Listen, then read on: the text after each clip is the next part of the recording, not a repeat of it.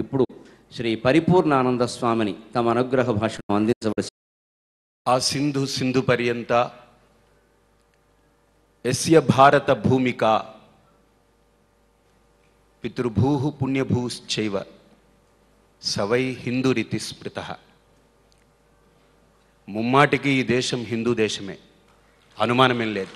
మనమందరం హిందువులమే, అందులో ఏ అనుమానము లేదు. ఎందుకు అనంటే చాలామందిలో ఒక అపోహ, ఎవరో మనకు హిందూ శబ్దం అంటగట్టారని. కానే కాదు.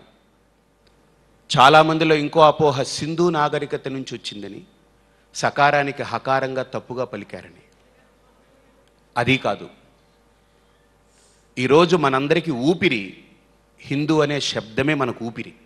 అది తీసేస్తే మనల్ని మనం చంపుకున్నట్టే.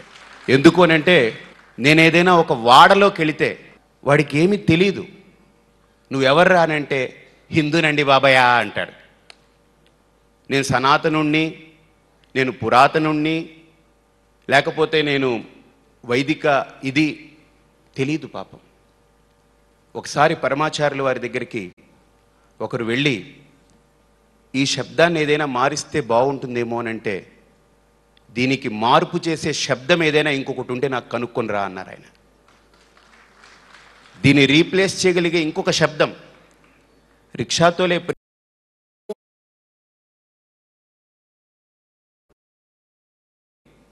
హిందూ అనేటువంటి శబ్దానికి అస్మద్ గురువులు దయానంద సరస్వతి స్వామి వారు అద్భుతమైనటువంటి నిర్వచనం ఇచ్చారు. హిమ్ అంటే పాపం, హిమ్ అంటే అపశబ్దం, దు అంటే దూషయతి ఖండయతి ఇది హిందూ. అంటే పాపాన్ని, అపశబ్దాన్ని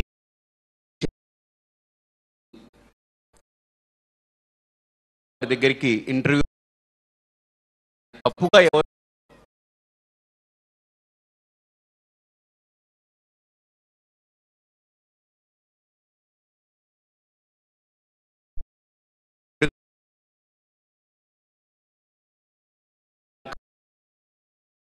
శబ్దమే అన్నారు. ఆ భావన ఏంటంటే యావత్ వ్యవస్థగా మనం వేరే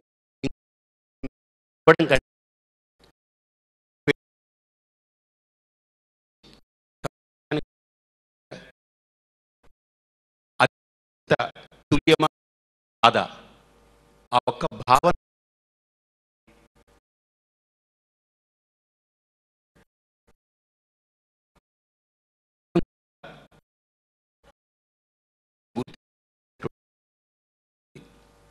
ఏంటనంటే మనందరికీ ఒక న్యూనతా భావం.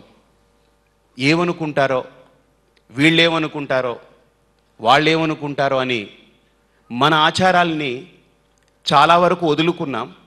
కొంతమంది ఏంటంటే ఇంట్లో వరకు పాటించి వీధికి వచ్చిన తర్వాత మనకు వద్దులే, మామూలుగా ఉండిపోదాం, సివిలియన్గా అనుకుంటున్నారు.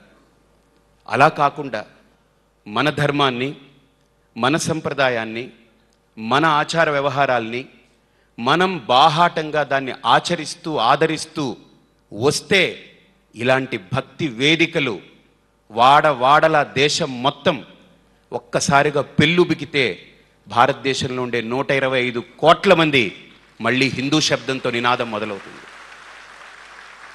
నేను ఒకసారి ఒక చర్చా వేదికలో అడిగాను, నేను కొంత డబ్బు ఎవరినైనా పోగు చేసి అడిగి వాటికన్ సిటీకి వెళ్ళి ఒక 300 గజాల స్థలం తీసుకుని ఒక ఆశ్రమం కట్టుకుని అక్కడ శ్రీరామ్ జయరామ్ జై జయరామ్ అని మైకులో అఖండనామ సంకీర్తన చేస్తే ఆ దేశం నాకు అనుమతిస్తుందా? ఇవ్వదు. మక్కాలో, సౌదీ అరేబియాలో మక్కా పక్కన ఒక 300 గజాలు నేను తీసుకుని సుప్రభాతం పెడితే అక్కడ వాళ్ళు ఒప్పుకుంటారా? ఒప్పుకోరు.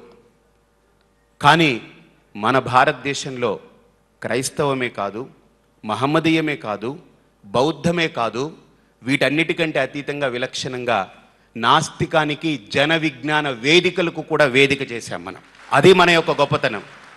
అంటే నాస్తికుల్ని కూడా ఒక మతస్థుడిగా మనం గుర్తించాం, ఒక పీట వేయగలిగాం. మనమే ఆ పీట వేయకపోతే, మనమే ఒక ఫెనటిక్గా బిహేవ్ చేస్తే, మనమే ఒక హిపోక్రటిక్గా బిహేవ్ చేసి ఉంటే ఈరోజు భారతదేశంలో ఇన్ని చర్చిలు రావు, ఇన్ని మసీదులు రావు, ఇన్ని బౌద్ధారామాలు రావు, ఇన్ని విజ్ఞాన వేదికలు లేకపోతే నాస్తిక సిద్ధాంతాలు రావు. అంటే ఇంతమంది భారతదేశంలో సురక్షితంగా ఉన్నారు అనంటే, ఎక్కడ ఏ అరబ్ కంట్రీలో మహమ్మదీయులను అడిగినా భయంతో చచ్చిపోతున్నారు, ఎప్పుడు ఏ రకమైన దాడి జరుగుతుందో ఏమో అని. కానీ భారతదేశంలో మహమ్మదీయులు ఎంతో సురక్షితంగా ఉన్నారు. భారతదేశంలో క్రైస్తవులు ఎంతో హాయిగా స్వేచ్ఛాగాలిని పీల్చుకుంటూ ఉన్నారు. భారతదేశంలో బౌద్ధులు హాయిగా వాళ్ళ ఆరామాల ద్వారా వాళ్ళ విధులు నిర్వహించుకుంటున్నారు. భారతదేశంలో నాస్తికులు స్వేచ్ఛా విహారం, స్వైర విహారం చేసేదానికి మన అవకాశం చక్కగా ఇచ్చాం. కాబట్టి ఇంతమంది భారతదేశంలో హాయిగా ఉండగలుగుతున్నారు అనంటే మనం మర్చిపోకూడని అంశం వీటన్నిటికీ ఆలంబనంగా ఉండే ఒక్క హిందూ ధర్మం మాత్రమే. ఈ హిందూ ధర్మం భారతదేశంలో ఉంటేనే భారతదేశంలో ఇంతమందికి ఆధారంగా ఉన్నప్పుడు, ఇదే హిందూ ధర్మం విశ్వం మొత్తం వ్యాపిస్తే అన్ని మతాలు హాయిగా ఉంటాయి. కాబట్టి హిందూ మతం కాదు, మనది ధర్మం. కాబట్టి ధర్మో విశ్వస్య జగతః ప్రతిష్ఠ తస్మాద్వై ధర్మం పరమం వదంతి. అంతేకాదు, హిందూ ధర్మం గురించి ఆలోచిస్తున్నప్పుడల్లా రాముడు చాలా అద్భుతంగా గుర్తుకొస్తుంటాడు. రక్షిత స్వస్య ధర్మస్య పరిరక్షిత అంటారు ఆయన. అంటే రాముడి యొక్క గొప్ప గుణం ఏంటంటే, తన ధర్మాన్ని గుర్తించి దాన్ని ఆచరించడం ఒక అంశమైతే, ఇతరుల యొక్క ఆచారాలని కట్టుబాట్లని కూడా గౌరవిస్తాడు. వాళ్ళని వాళ్ళ ఆచారాలని ఆచరించుకునేందుకు వీలుగా వాళ్ళకి అవకాశం కలిగిస్తారు. అది మనకు రాముడు నేర్పినటువంటి గొప్ప అంశం. ఆనాటి రాముడు నుంచి ఈనాటి మనం సమాజంలో అదే విధానాన్ని అవలంబిస్తూ వస్తున్నాం. ఏ రోజు హిందూ ధర్మంలో ఒకరు క్రైస్తవుల్ని విమర్శించడం కానీ, మహమ్మదీయుల్ని విమర్శించడం కానీ, బౌద్ధుల్ని విమర్శించడం కానీ, నాస్తికుల్ని విమర్శించడం కానీ ఎక్కడా చూడలేదు. అదే బాణీని భక్తి టీవీ కూడా చాలా అద్భుతంగా ఆదరిస్తూ వస్తుంది. ఏ రోజు భక్తి టీవీలో ఒక క్రైస్తవుని విమర్శించడము, మహమ్మదీయుని విమర్శించడము, బౌద్ధుణ్ణి విమర్శించడము, నాస్తికుణ్ణి హీనంగా చూడడము చేయలేదు. అందుకని వాళ్ళందరినీ పెట్టుకోలేదు. చౌదరి గారి యొక్క భావన ఒకటే, ఈ భక్తి టీవీ పూర్తిగా హిందుత్వానికి అంకితమైనటువంటి ఛానల్ ఇది అని ఆయన యొక్క భావాన్ని స్పష్టంగా కుండ బద్దలు కొట్టినట్టు మిగతా ఛానళ్ళు బోల్డ్ ఉన్నాయి, ఆయన చేతిలో మిగతా 3 ఉన్నాయి, అన్ని రకాలకి వాడుకోవచ్చు. కానీ ఒక్క భక్తి మటుకు కలుషితం కాకుండా ఈ హిందూ వ్యవస్థకు ఉపయోగపడాలన్నదే ఆయన యొక్క లక్ష్యం. నేను ఆయనతో మాట్లాడుతున్నప్పుడు ఒక మాట అన్నాడు, ఏ రోజైనా భక్తిలో ఒక క్రైస్తవం లేకపోతే అన్య మతం ఏదైనా వచ్చింది అని అంటే గుర్తుపెట్టుకోండి స్వామీజీ, ఆ రోజు ఆ భక్తి టీవీ నరేంద్ర చౌదరిది కాదు. అంతే. నాది అయ్యున్నంత వరకు, నేను కాపాడుతున్నంత వరకు, నాది అనుకుంటున్నంత వరకు దాంట్లో హిందుత్వానికి ఒక పెద్దపీట వేస్తాము. కానీ నేను ఆయనలో గుర్తించింది, హిందుత్వాన్ని ప్రేమిస్తూ మిగతా వాటిని ద్వేషించట్లేదు ఆయన. అన్నిటికీ దాని గొప్పతనాలు ఉంటాయి. మన హిందుత్వాన్ని చాటి చెప్పేదానికి ఒక ఛానల్ ముందుకు రావాలనేటువంటి తాపత్రయంతో ఆయన యొక్క వేదికను ఎంచుకుని హైదరాబాదులో ఆచార్యత్రయ సంగమం జరిగినప్పుడు కూడా పూర్తిగా దాన్ని విస్తృత ప్రచారం కల్పించి అప్పటి నుండి ఒక స్థానాన్ని కల్పించాలనుకునేటువంటి తదేక లక్ష్యంతో పరిశ్రమించారు. దానికి ఇదిగో ఈ రూపం దాల్చింది ఈ వేదిక.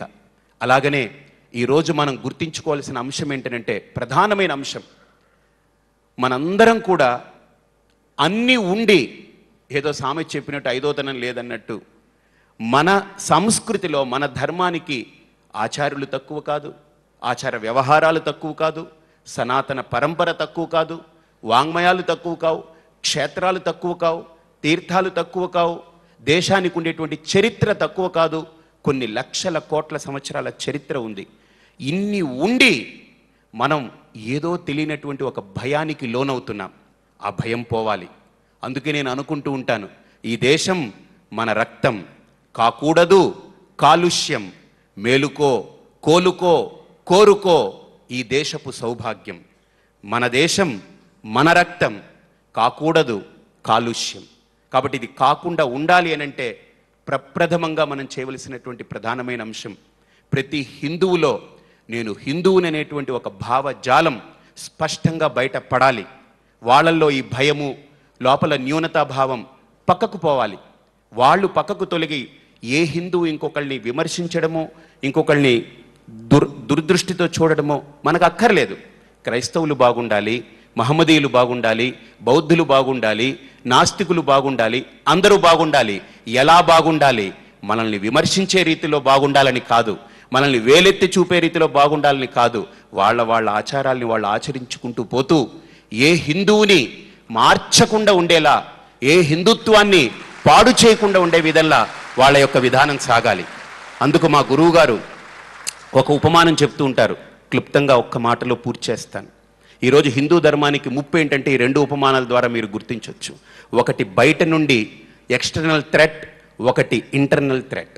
అంటే బయట నుండి మనకు ఒక భయం, లోపల నుండి ఒక రకమైనటువంటి భయం, అభద్రత ఏర్పడుతుంది.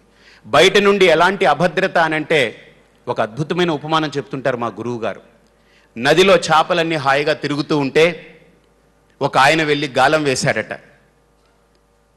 పక్క వ్యక్తి అడిగాడట, ఏం చేస్తున్నారనంటే, ఈ చేప నదిలో కొట్టుకుపోతుంది పాపం, దాన్ని బయటికి తీసి కాపాడుతామన్నాడట. అలాగనే ఈరోజు మత మార్పిడి అనేది హిందువులందరినీ కాపాడాలనే భావన. చేప హాయిగా తిరిగే నదిలో తిరిగే చేపని బయటికి తీస్తే కాపాడుతాడా, లేకపోతే వేయించుకుని తింటాడో? అలాగని ఈరోజు హిందువుల్ని మార్చాలనుకునేటువంటి భావన కూడా అది ఎక్స్టర్నల్ థ్రెట్. ఇంటర్నల్గా మనకు కలిగేటువంటి థ్రెట్ ఏంటంటే, ఒకసారి అడవిలో చెట్లన్నీ కూర్చున్నాయట ఒక సమావేశానికి. ఈ చెట్లన్నీ నరికేస్తున్నారు, అయ్యో మనల్ని నరుకుపోతున్నారు, ఇంకా వరుస పెట్టి మనల్ని కూడా నరికేస్తారు, ఎలాగా అని చెట్లన్నీ బాధపడుతూ ఉంటే అందులో ఒక ముసలి చెట్టు అనిందట, మనల్ని ఎవడో నరకడం ఏంటి, వాడికి ఏం శక్తి ఉంది, వాడి చేతిలో ఉండే ఆయుధం ఉందే అదే శక్తి అనిందట. వాడి చేతిలో ఏముంది? ఆ గొడ్డలి ఇనపది కాదు, ఇనుపకి కూడా మనిషికి కూడా శక్తి లేదు. మనలో వాడే ఆ ఇనుపుకి ఒక పిడిగా వెళ్ళాడు, వాడిని పట్టుకునే మనల్ని నరుకుతున్నారు. కాబట్టి ఈరోజు మన ధర్మానికి పెద్ద థ్రెట్ ఏంటంటే, మన హిందుత్వంలోనే ఉన్నటువంటి హిందూ ముసుగులో ఉండేటువంటి కుహనా బుద్ధులు కలిగి ఉన్నటువంటి వాళ్ళే మన హిందుత్వానికి పెద్ద థ్రెట్. కాబట్టి ముందు అనుకూల శత్రువులు, ప్రతికూల మిత్రులు, ఈ రెండింటినీ కూడా మనం చాలా జాగ్రత్తగా, సమయస్ఫూర్తిగా వాటిని బాగా గుర్తించవలసిన అవసరం ఉంది. కాబట్టి నిజంగా ఈరోజు మీడియా రంగంలో ఒక విప్లవం 2012 జూలై 1 ఆషాఢ మాసం పూర్ణిమకు 2 రోజులు ముందు ఈరోజు ద్వాదశి ఆదివారం ప్రారంభమైందనంటే అది ఒక భక్తి టీవీ ద్వారా మరో హిందూ విప్లవం ప్రారంభమైంది. కాబట్టి అటువంటి విప్లవం ఏ రకంగా అయితే మనకు శాశ్వతంగా అజరామరంగా ఇది ముందుకు సాగాలనుకుంటున్నామో, మనఃపూర్వకంగా నా తరపు నుండి నేను సొంతంగా ఈ భక్తి టీవీ నరేంద్ర చౌదరి గారి ఉన్నంత వరకు, తుది శ్వాస వరకు వారి చేతుల మీదుగానే నడవాలి. ఇంకొక చేయి మారకూడదు, మతం మారకూడదు.